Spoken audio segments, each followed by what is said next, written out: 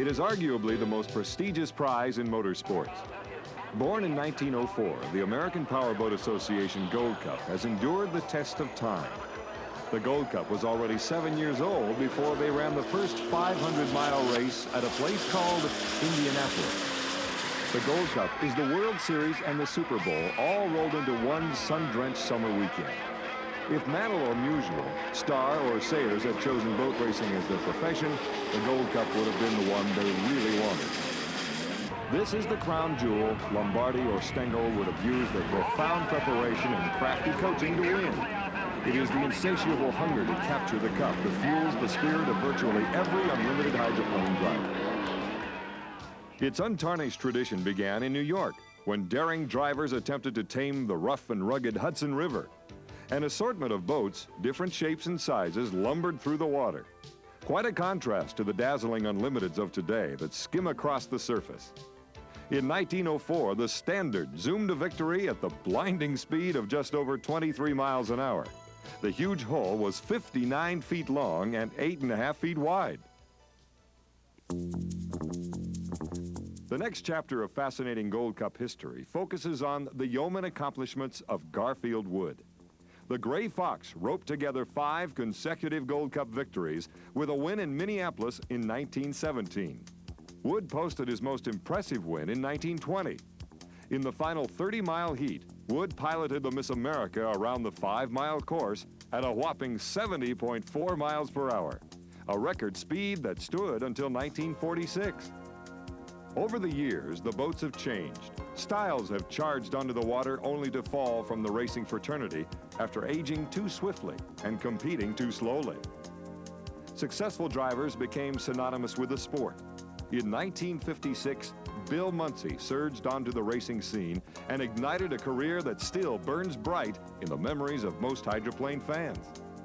In 26 years, Muncie amassed 62 career wins while amazing fans and foes. His credentials include an unmatched 8 Gold Cup victories. Muncie won 3 straight Gold Cups during a scintillating streak in which he won 24 of 34 races from 1976 through 1979. Today, the winning spirit and proud determination of Bill Muncie is still boldly evident in hydroplane racing. Fran Muncie now commands the team that carries her late husband's name. And driver Chip Hanauer has carried on the Muncie winning ways on the water. Good luck. Thanks. Be careful, Noah. You too. Hi, how are you? If you wanted to sit down and compose the all-American success story, then Chip Hanauer would be a likely candidate. However, trying to convince the subject to cooperate could be a tough task. Success has not spoiled the 33-year-old native of Seattle. He has managed to maintain his easygoing personality, one trait that has made Hanauer overwhelmingly popular. Hanauer had a head start on most of his competitors. He began his racing career at age 9, bought his first boat with money earned on his paper route, and promptly lost his first race to a girl. Since that early defeat, Chip has successfully blended the qualities that have deservedly earned him the label of living legend. His success on water is well documented, but his high-speed hydroplane racing is just the high-profile part of Hanauer's lifestyle. He balances the clamor and glamour of racing with a quiet and reserved lifestyle that would surprise many fans. Hanauer still lives in Seattle and could be considered an unofficial goodwill ambassador for the city. He graduated cum laude from Washington State University with a degree in special education and taught disadvantaged children before taking an unlimited ride as a full-time occupation. Chip is deeply involved in charity work in the Seattle area. It's just one way in which he tries to share his success with those who are not as fortunate. Chip is a true motorsports fan. Away from the water, he enjoys watching and learning more and more about automobile racing. He's a devoted follower of Formula One and Indy racing, and often rewards himself with a day at the races, as a fan, not a driver.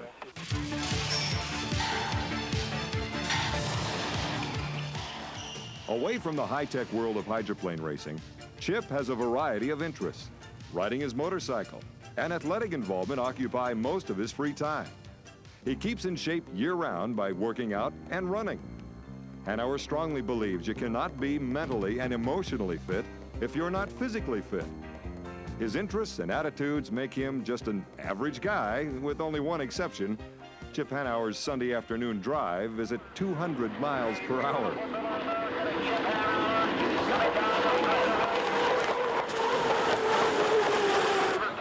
The Miller High Life racing team entered 1987 with one goal sharply in focus. That goal was to present Hanauer the opportunity to achieve an unprecedented milestone, to win a 6th consecutive APBA Gold Cup. 1 year earlier, Hanauer and the Miller team tied Gar Wood's record of 5 straight Gold Cup victories. Now, on Mission Bay, on a course named for his idol, the late Bill Muncie, Hanauer had a chance to add a new chapter to the hydroplane history books. Number 6 was within reach, but only because Hanauer and company had hurdled huge barriers from the beginning.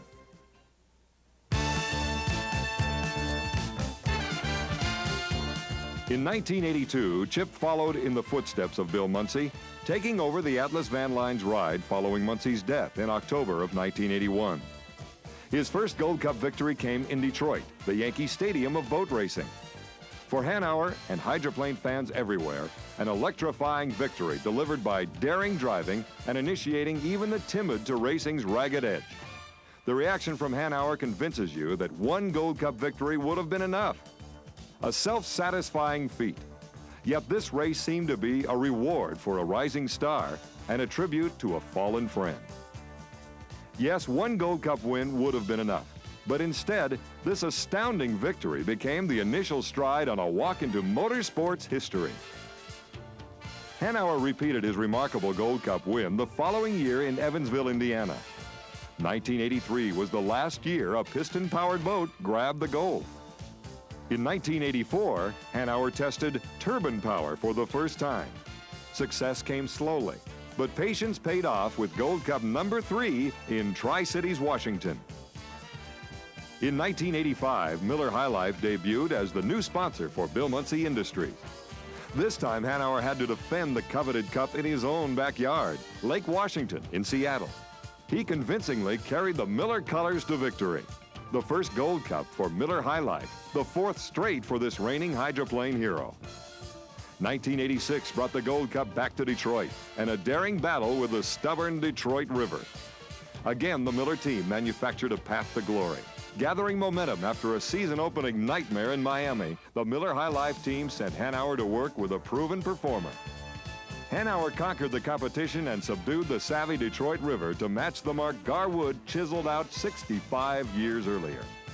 Few will forget Gold Cup win number 5, the pressure to tie the prestigious record. Still, almost immediately, attention turned toward San Diego and the opportunity to possibly win a 6th consecutive Gold Cup.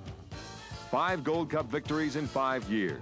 Each victory has its distinctive and indelible differences, but the common thread woven deep into the fabric of each win was the galvanized determination of driver, crew, owner, and sponsor. It was well understood that this group would prepare for number 6 with more grit and gusto than ever before. Well, there's the Miller over in the first turn, or rather the second turn before the start. The race has stopped. He's got some sort of fire on the Miller American. Early season misfortunes made the Miller team a definite dark horse to successfully defend their Gold Cup title in San Diego this past September.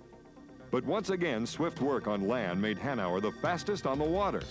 Artie Ross and John Prevost were brought in as special consultants. Engine specialists from the Houston firm of Stewart and Stevenson brought their expertise to the team's turbine program. And the crew dusted off and redesigned the hull that won 3 straight Gold Cups. They called on this old friend to fill in for the 1987 hull damaged in Seattle. The defending Gold Cup championship hull had proven itself as a winner through 3 previous seasons. The team made a daring decision. Replace the new boat, which failed to produce a win in 6 races, with a 4-year-old craft that had been virtually retired. The hard work paid huge dividends. Hanauer set a qualification record on Friday, then shattered that record the next day. Saturday, Hanauer turned in the fastest lap in unlimited history, 155.979 miles per hour. The stage was set for Sunday's showdown. The Miller High Life team was poised once again to pounce on the competition.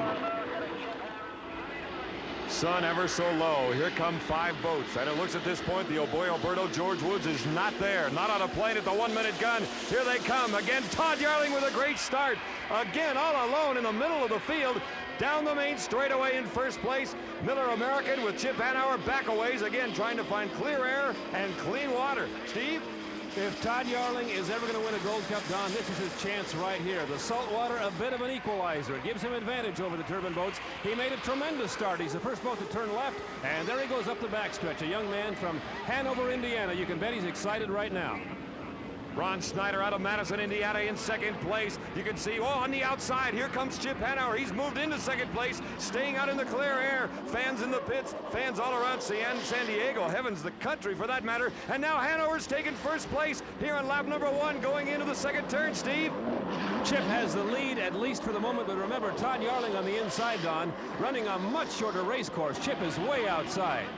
And while Todd Yarling has performed so well today, his boat, he has got attrition in his favor. Again, there's salt out there, and Hanauer has a lot of laps to go before he's won his 6th straight Gold Cup.